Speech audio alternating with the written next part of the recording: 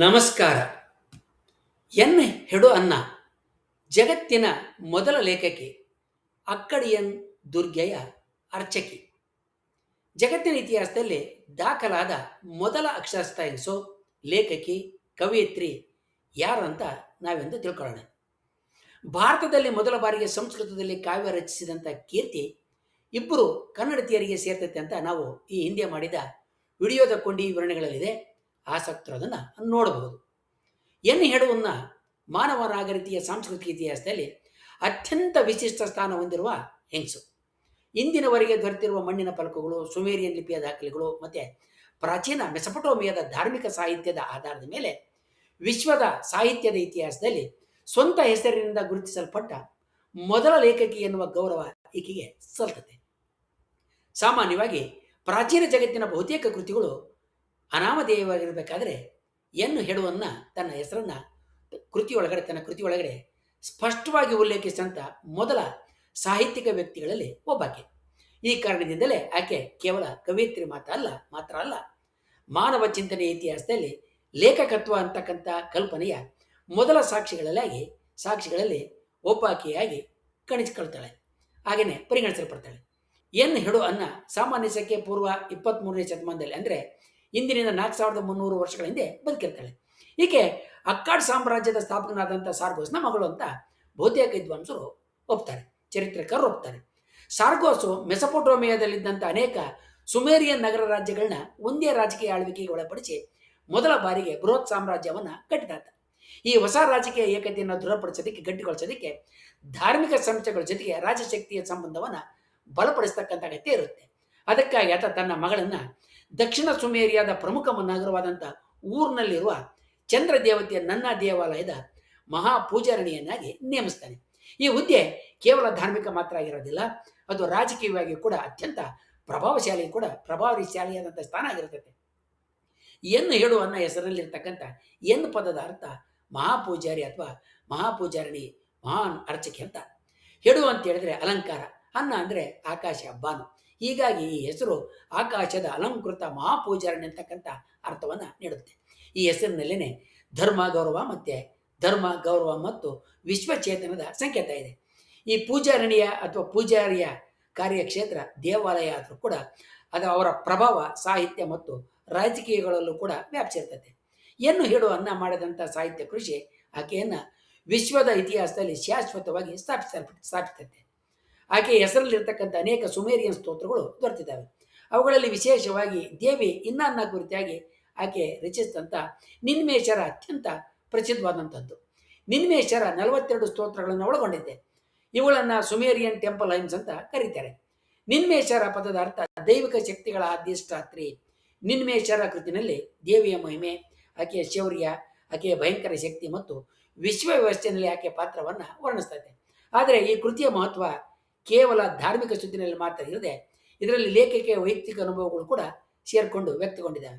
ತನಗೆ ಎದುರಾದಂಥ ರಾಜಕೀಯ ಸಂಕಟ, ದೇವಾಲಯದಿಂದ ಹೊರ ಹಾಕಲ್ಪಟ್ಟಂಥ ಅನುಭವ, ತನ್ನ ನೋವು ನಿಲುವುಗಳನ್ನು, ತನ್ನ ಮನವಿಗಳನ್ನು ಎಲ್ಲವನ್ನು ಈಕೆ ತನ್ನ ದೇವಿಯ ಮುಂದೆ ನೇರವಾಗಿ ಹೇಳ್ಕೊಂಡಿದ್ದಾಳೆ. ಸಾಹಿತ್ಯದಲ್ಲಿ ನಾನು ಅಂತಕ್ಕಂಥ ವ್ಯಕ್ತಿನಿಷ್ಠ ಧ್ವನಿ ಇಷ್ಟೊಂದು ಪ್ರಾಚೀನ ಕಾಲದಲ್ಲಿ ಸ್ಪಷ್ಟವಾಗಿ ಕಂಡಿರೋದು ಅಪರೂಪಗಳಲ್ಲಿ ಅತ್ಯಪರೂಪ ಅಂತ ಇತಿಹಾಸಕಾರರು ಮತ್ತು ಸಾಹಿತ್ಯ ಚಿಂತಕರು ಭಾವಿಸ್ತಾರೆ. ಇದೇ ಕಾರಣಕ್ಕಾಗಿ ಎನ್ ಹೆಡು ಅನ್ನಾಳ ಕೃತಿಗಳನ್ನು ಕೆಲವೊಮ್ಮೆ ಮಾನವ ಇತಿಹಾಸದ ಮೊದಲ ಆತ್ಮಸಾಕ್ಷಿಯ ಪೂರ್ಣ ಬರಹಗಳಂತ ಪರಿಗಣಿಸಲಾಗ್ತಾ ಇದೆ. ಆಕೆ ಕೇವಲ ದೇವರನ್ನು ಸ್ತುತಿ ಮಾಡದೆ ತನ್ನ ಪಾಡನ್ನು, ತನ್ನ ಸ್ಥಿತಿಯನ್ನು ಕೂಡ ವಿವರಿಸ್ತಾಳೆ, ನ್ಯಾಯಕ್ಕಾಗಿ ಬೇಡ್ಕೊಳ್ತಾಳೆ, ತನ್ನ ವೈಯಕ್ತಿಕ ನೋವನ್ನು ಸಾಹಿತ್ಯದ ರೂಪಕ್ಕೆ ತಂದಿದ್ದಾಳೆ. ಈ ಧ್ವನಿ ನಂತರದ ಸಾವಿರಾರು ವರ್ಷಗಳ ಸಾಹಿತ್ಯದಲ್ಲಿ ಕಾಣ್ತಕ್ಕಂಥ ವ್ಯಕ್ತಿನಿಷ್ಠ ಕಾವ್ಯದ ಮೂಲಭೂತ ಲಕ್ಷಣಗಳನ್ನು ಬಹಳ ಮುಂಚಿತವಾಗಿಯೇ ಸೂಚಿಸ್ತದೆ ಮತ್ತು ಹೊಂದಿದೆ. ಎನ್ ಹೆಡು ಅನ್ನಾಳ ಸಾಹಿತ್ಯದ ಮತ್ತೊಂದು ಪ್ರಮುಖ ಲಕ್ಷಣ ಅಂತ ಹೇಳಿದ್ರೆ ಧರ್ಮ ಮತ್ತು ರಾಜಕೀಯದ ಸಂಯೋಜನೆ. ಸಾರ್ಗನ್ ಸಾಮ್ರಾಜ್ಯ ಸುಮೇರಿಯನ್ ಮತ್ತು ಅಕ್ಕಾಡಿಯನ್ ಸಂಸ್ಕೃತಿಗಳ ಒಂದೇ ರಾಜಕೀಯ ವ್ಯವಸ್ಥೆಯನ್ನು ಕಟ್ಟಬೇಕಾಗಿರ್ತದೆ. ಎನ್ ಹೆಡು ಅನ್ನಾಳ ಸ್ತೋತ್ರಗಳು ವಿವಿಧ ನಗರಗಳ ದೇವತೆಗಳನ್ನು ಒಂದೇ ಧಾರ್ಮಿಕ ರೂಪರಚನೆಗೆ ಸೇರಿಸ್ತಕ್ಕಂಥ ಕೆಲಸವನ್ನು ಮಾಡ್ತದೆ. ಆ ಮೂಲಕ ಧಾರ್ಮಿಕ ಮತ್ತು ಭಾಷೆಯ ರಾಜಕೀಯ ಏಕತೆಗೆ ಅದು ಸಾಧನ ಆಗುತ್ತೆ. ಹೀಗಾಗಿ ಎನ್ ಹೆಡುವನ್ನು ಕೇವಲ ಕವಿತ್ರಿಯಾಗಿರದೆ ರಾಜಕೀಯ ಚಿಂತನೆಯ ಭಾಗವೂ ಕೂಡ ಆಗಿರ್ತಾಳೆ.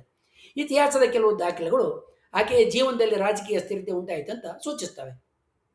ಸ್ಥಳೀಯವಾಗಿ ನಡೆದಂಥ ಬಂಡಾಯದ ಪರಿಣಾಮವಾಗಿ ಆಕೆಯನ್ನು ತಾತ್ಕಾಲಿಕವಾಗಿ ದೇವಾಲಯದ ಅರ್ಚಕ ಹುದ್ದೆಯಿಂದ ದೂರ ಮಾಡಲಾಗುತ್ತೆ ಅಂತ ಕೆಲವು ಸಂಶೋಧಕರು, ಇತಿಹಾಸಕಾರರು ಅಭಿಪ್ರಾಯಪಟ್ಟಿದ್ದಾರೆ.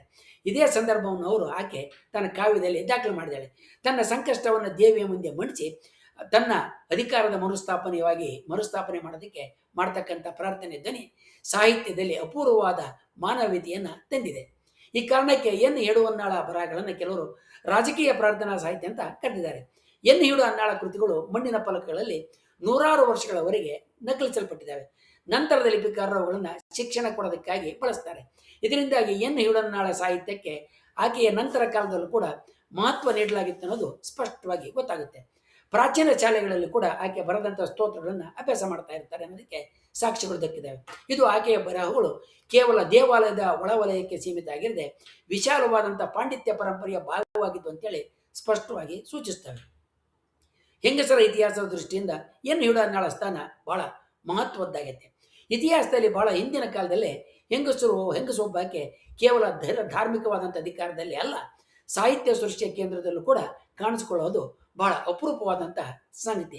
ಆದ್ದರಿಂದ ಈಕೆಯನ್ನ ಕೆಲವರು ವಿಶ್ವ ಸಾಹಿತ್ಯದ ಮೊದಲ ಮಹಿಳಾ ಬೌದ್ಧಿಕ ದುರ್ಜಿ ಅಂತ ಕರೆದಿದ್ದಾರೆ. ಇಂದಿನ ಸಂಶೋಧಕರು ಎನ್ ಹೇಡುವನ್ನಾಳನ್ನ ಸಾಹಿತ್ಯ, ಧರ್ಮ, ಲಿಂಗದ ಅಧ್ಯಯನ, ರಾಜಕೀಯ ಇತಿಹಾಸ ಈ 4 ಕ್ಷೇತ್ರಗಳ ಸಂಗಮ ಬಿಂದು ಅಂತ ನೋಡ್ತಾರೆ. ಆಕೆಯ ಹೆಸರು ಮಣ್ಣಿನ ಫಲಕಗಳಲ್ಲಿ, ಮಣ್ಣಿನ ಬಿಲ್ಲೆಗಳಲ್ಲಿ ಉಳಿದಿರೋದು ಮತ್ತು ಆಕೆಯ ಧ್ವನಿ 4500 ವರ್ಷಗಳ ನಂತರವೂ ಕೂಡ ಓದ್ತಾ ಇರೋದು ಭಾಷೆ ಮತ್ತು ನೆನಪಿನ ನಿರಂತರತೆಯನ್ನು ಸಾಬೀತುಪಡಿಸ್ತಾ ಇದ್ದಾವೆ. ಆಕೆ ಬರೆದ ಪದಗಳು ಕೇವಲ ದೇವರಿಗೆ ಸಲ್ಲಿತ ಸ್ತೋತ್ರಗಳು ಮಾತ್ರ ಅಲ್ಲ, ಅವು ಮಾನವ ತನ್ನ ಅಸ್ತಿತ್ವವನ್ನು ಶಬ್ದಗಳಲ್ಲಿ ಸ್ಥಿರಗೊಳಿಸೋದಕ್ಕೆ ಮಾಡಿದಂಥ ಮೊದಲ ಪ್ರಯತ್ನಗಳು ಅಂತ ಗುರುತಿಸಲಾಗೈತೆ. ಹೀಗಾಗಿ ಎನ್ ಹೇಡುವನ್ನ ಎಂತಕ್ಕಂಥ ಹೆಸರು ವಿಶ್ವ ಇತಿಹಾಸದಲ್ಲಿ ಕೇವಲ ಪ್ರಾಚೀನ ಮಹಿಳೆಯ ಹೆಸರು ಮಾತ್ರ ಅಲ್ಲ, ಅದು ಸಾಹಿತ್ಯದಲ್ಲಿ ವ್ಯಕ್ತಿತ್ವದ ಉದಯ, ಧರ್ಮದಲ್ಲಿ ಭಾಷೆಯ ಶಕ್ತಿ ಮತ್ತು ರಾಜಕೀಯದಲ್ಲಿ ಸಂಸ್ಕೃತಿಯ ಬಳಕೆಯ ಪ್ರಥಮ ಮಹತ್ವದ ಉದಾಹರಣೆ.